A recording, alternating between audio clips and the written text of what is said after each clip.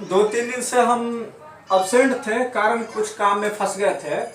आइए आज हम लोग आरआरबी एनटीपीसी की रणनीति पर कुछ बातें कर लेते हैं, उसके बाद पढ़ेंगे। क्योंकि जब तक हमारे पास कोई रणनीति नहीं होती है, कोई लक्ष्य नहीं होता है, तब तक किसी चीज़ को पाने में हम असफल हो जाते हैं। इसीलिए रणनीति का पहले होना बहुत जरूरी है। पहले हम क्या बात करते हैं कि रीजनिंग और मैथ का हमने रेगुलर बैच में इससे पिछले वीडियो में सिलेबस लिख दिए थे और सिलेबस में रीजनिंग का मैट्रिक्स चैप्टर पढ़ा दिए थे। मैथ का डिवाइजर का पार्ट 1 डाले थे कि आरआरबी एनटीपीसी का डेट और ग्रुप डी का डेट 15 दिसंबर से घोषित कर दिया गया है। तो हमने क्या सोचा कि सिलेबस में हमको तो रीजनिंग के सिलेबस में ये चीज़ पढ़ना ही है और मैथ का भी जो सिलेबस लिखेंगे अभी ये 5-6 जो लिखेंगे वो तो हम सिलेबस में लिख ही दिए हैं। तो रेगुलर बैच के जो स्टूडेंट है जिसको ये सब चीज़ पढ़ना है, मैथ में जो पढ़ना है, वो तो रेगुलर बैच के स्टूडेंट को हो सकता है कोडिंग डिकोडिंग जो है सो आपको 14वां नंबर में 15 नंबर में हो सिलेबस में, लेकिन हम इसको पहले भी पढ़ा देते हैं तो कोई प्रॉब्लम की बात नहीं है। आप लोग टिक लगा लेंगे कि मेरा ये चैप्टर हो गया। लेकिन ये पढ़ाने का मकसद मेरा ये है कि एनटीपीसी का जो तैयारी कर रहे हैं उनके लिए एक सटीक रणनीति लेकर आए हैं क्या कि अगर जो स्टूडेंट इसको तैयारी पहले करते हैं उसके देन सेट प्रैक्टिस करते हैं, यानी उसके बाद सेट प्रैक्टिस, तो अच्छा खासा स्कोर उनको रीजनिंग में हो या मैथ में जो हम सिलेबस लिखेंगे इस तरह से उसके मुताबिक वो काम करेंगे तो ज़्यादा से ज़्यादा स्कोर गेन कर पाएंगे।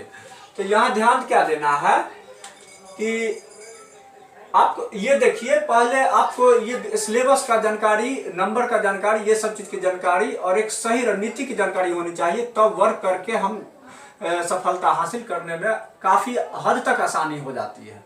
रीजनिंग में क्या है कि 30 प्रश्न पूछे जाएंगे। क्या प्रश्न पूछे जाएंगे? 30 प्रश्न पूछे जाएंगे रीजनिंग से। मैथ से क्या प्रश्न पूछे जाएंगे? 30 प्रश्न पूछे जाएंगे और जनरल अवेयरनेस से 30 प्रश्न पूछे जाएंगे। क्या अब ये बात देखना है कि 30 प्रश्न पूछे जाएंगे तो हम क्या सारे रीजनिंग के चैप्टर को पढ़े तब सेट प्रैक्टिस करें? तब तो काफी तब तक लेट हो जाएगी। करना क्या है कि हम कम समय में कैसे ज्यादा से ज्यादा स्कोर गेन कर पाए और किस तरह से एक सही रणनीति पर काम करें, उसके लिए हम लोग काम यहाँ कर रहे हैं। क्या करना है? सही रणनीति मेरा क्या है कि देखिए, coding decoding, silo, analogic, statement, puzzle, ये हमने 2-3 किताबें का क्या है क्वेश्चन बैंक के आधार पर हमने क्या देखा कि ये सारे क्वेश्चन ये बार बार पूछे जाते हैं। आप लोग भी देख लीजिए, प्लेटफॉर्म का बुक लीजिए रीजनिंग के लिए, किसका? प्लेटफॉर्म का क्वेश्चन बैंक लीजिए। सेट प्रैक्टिस नहीं लेना है, क्वेश्चन बैंक लेना है रीजनिंग का। किसका? प्लेटफॉर्म का। 2 वॉल्यूम में आया है, volume first, volume second, Rukmani Prakashan के नाम से निकलता है। और मैथ का भी लीजिए, रीजनिंग लीजिए प्लेटफॉर्म का और मैथ का भी लीजिए। पहले यहाँ ध्यान दीजिए कि कोडिंग डिकोडिंग, ये साइलो, एनालॉजिक, स्टेटमेंट और पजल टेस्ट, इससे क्या होता है कि काफी मात्रा में क्वेश्चन आते हैं। और एक और चैप्टर और है जो अंत में हो सकता है तो हम पढ़ावे आपको, लेकिन ये काफी पढ़ना इम्पोर्टेंट है। जो स्टूडेंट अगर ये चैप्टर नहीं पढ़े हैं वो पहले इनको पढ़ ले, उसके बाद सेट प्रैक्टिस पर जाए, तब आपको अच्छा से अच्छा स्कोर हो सकता है। यहाँ ध्यान दीजिए कि coding decoding, silo, analogic, statement और पजल, ये पढ़ने के दौरान जो स्टूडेंट नहीं पढ़े हैं वो उसके बाद सेट प्रैक्टिस करेंगे। ठीक है। अब प्रश्न उठता है क्या कि इन सारे प्रश्नों इनको अगर हम बना लेते हैं, पहले पढ़ लेते हैं, उसके बाद रीजनिंग का सेट का प्रैक्टिस करेंगे तो आपको 25 नंबर का ये पढ़ने के बाद, क्योंकि बाद बाकी चैप्टर कुछ आसान होते हैं वो उसको पढ़ने की जरूरत नहीं है, लेकिन इसको पढ़ने की जरूरत है।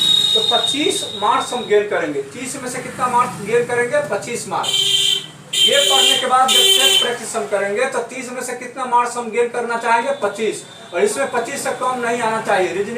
रीजनिंग में 30 से 25 नहीं आने चाहिए। एनटीपीसी के स्टूडेंट ध्यान देंगे यार, 30 में हमको ये पढ़ने के बाद जो स्टूडेंट ये पढ़ चुके हैं वो डायरेक्ट सेट प्रैक्टिस करे और 30 में 25 अंक लाने का प्रयास करे।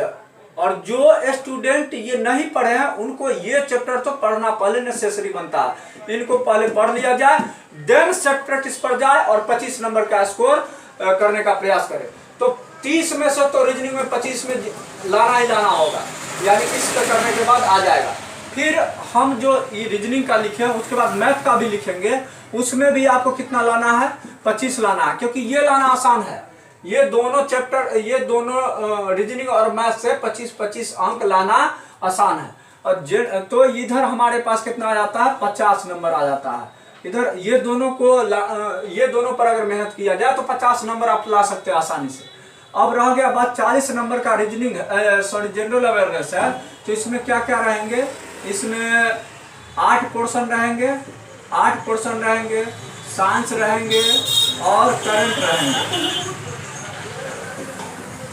रहेंगे। तो बाबू यहाँ ध्यान देना है कि करंट से आपको 10 से 12 क्वेश्चन रहेंगे। करंट से कितना रहेंगे, 10 से 12 क्वेश्चन, साइंस में 10 से 12 क्वेश्चन और आर्ट में 15 से 20 क्वेश्चन रहते हैं 8 सेशन से। आर्ट कहने का मतलब क्या, हिस्ट्री, ज्योग्राफी, पॉलिटी और इकोनॉमिक्स, ये 4 पोर्शन से 15 से 20 नंबर रहेंगे। तो अब हमको क्या है कि रीजनिंग में तो हम एक सही रणनीति पर काम करेंगे तो कम समय में हम 25 नंबर ला सकते हैं।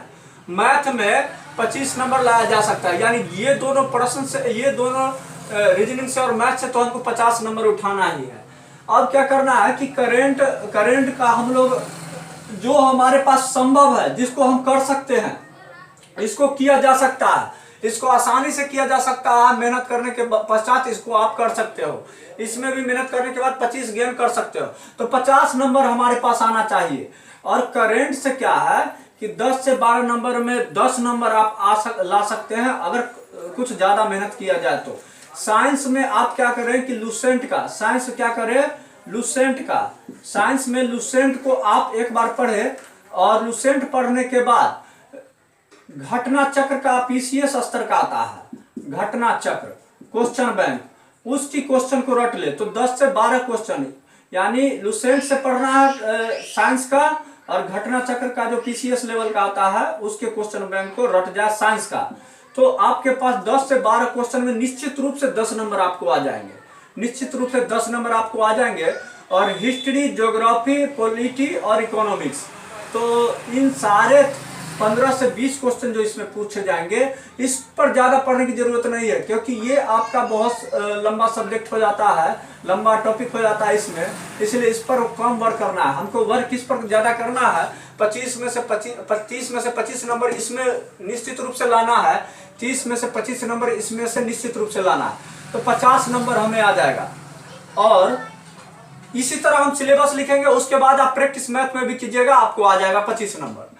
और करंट अफेयर का आप तैयारी कीजिए, इसमें 10 से 12 नंबर आप स्टार्टिंग से करंट को देखिए, क्योंकि जो किया जा सकता है उसी पर हम काम कर रहे हैं। 3 महीने में क्या किया जा सकता है, करंट में आप 10 नंबर ला सकते हैं अगर कुछ ज्यादा ही मेहनत कर दिया जाए तो।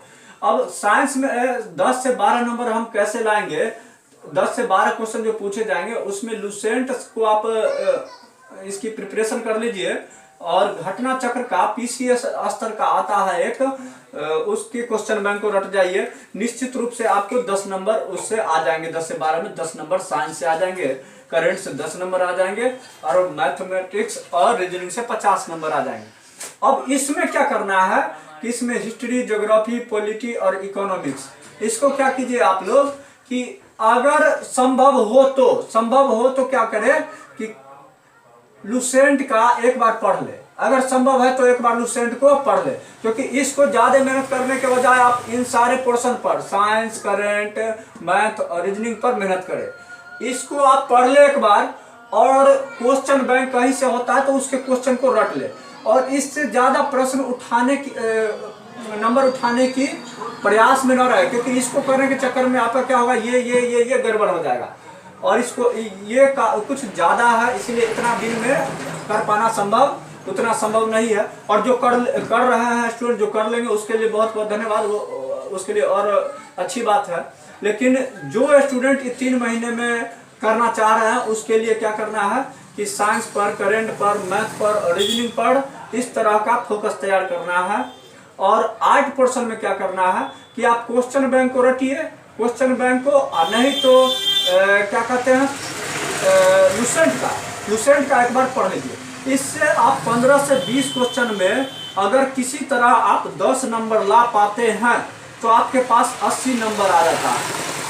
अगर 10 नंबर ला पाते हैं तो 80 नंबर आ जाता है। अगर 10 में से आप 5 भी लाते हो इससे तो 75 नंबर आ जाता है, 75 नंबर। और याद रखें, अगर आप 75 से 80 नंबर गेन करते हैं, 75 से 80 नंबर गेन करते हैं तो गारंटेड है कि आपका जोन कोई भी हो, आपका रिजल्ट निश्चित रूप से आएगा। इसीलिए हम लोग इस रणनीति पर काम करेंगे। सबसे पहले हम क्या सोचे हैं कि रीजनिंग का कुछ ये जो टॉपिक है इसको अगर खत्म कर देते हैं 5 दिन में, 7 दिन में, जो भी हो, ये अगर खत्म हो जाता है तब आप सेट प्रैक्टिस करें और 25 नंबर आने लगेगा। तब आपको मैथ में भी इसी तरह से दिया जाएगा, आपको मजा आने लगेगा, रास्ता आपको आसान लगने लगेगा और आप कर पाओगे। तो पहले हम रीजनिंग पर थोड़ा सा चर्चा कर लेते हैं, रीजनिंग पर थोड़ा सा चर्चा कर लेते हैं।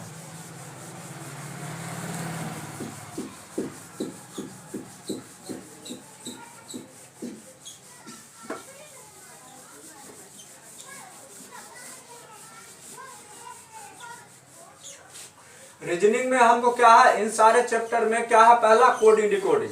आप सेट उलट कर देख लीजिए, कोडिंग डिकोडिंग से 2-3 प्रश्न हर सेट में मिलेंगे, आप उलट कर देख सकते हैं। प्लेटफॉर्म का आप ले लीजिए बुक, रुकमणि प्रकाशन का आता है। रीजनिंग में 2 वॉल्यूम आया है, वॉल्यूम 1 और वॉल्यूम 2। तो हम कौन स्टार्ट कर रहे हैं, coding decoding, coding decoding start कर रहे हैं चैप्टर, ठीक है। अब ध्यान दीजिए, इसमें बाबू इसमें डिफिनीशन लिखने की जरूरत नहीं है। अभी हमारे पास इसका थोड़ा सा डिफिनीशन देख लेते हैं। इसका क्या डिफिनीशन होता है,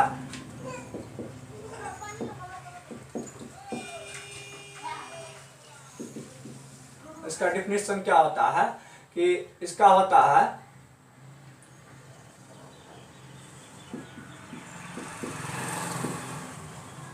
इसका अर्थ रूपांतरण होता है।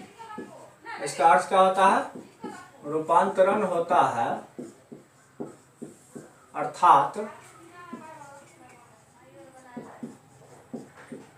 अर्थ में अंतर, अर्थात रूप में अंतर, अर्थात रूप में अंतर किंतु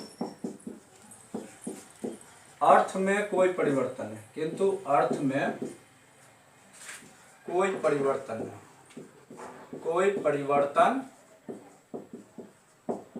नहीं। इसको क्या कहेंगे, कोडिंग डिकोडिंग।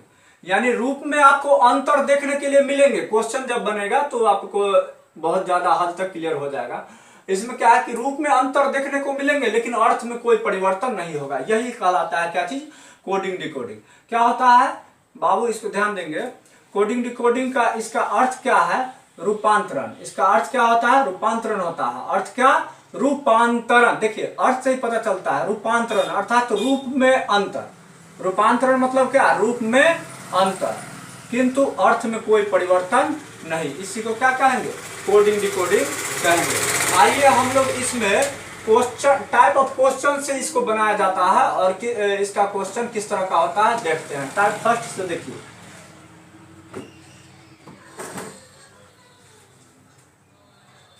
इसको मिटा देते हैं। यहां से देखिए आप इस चैप्टर को मन से कीजिए, मन से पढ़िए, उसके बाद देन आप प्रैक्टिस सेट कीजिए। देन इसके बाद आप प्रैक्टिस सेट कर सकते हैं। इसको करने के बाद आप प्रैक्टिस सेट कीजिए।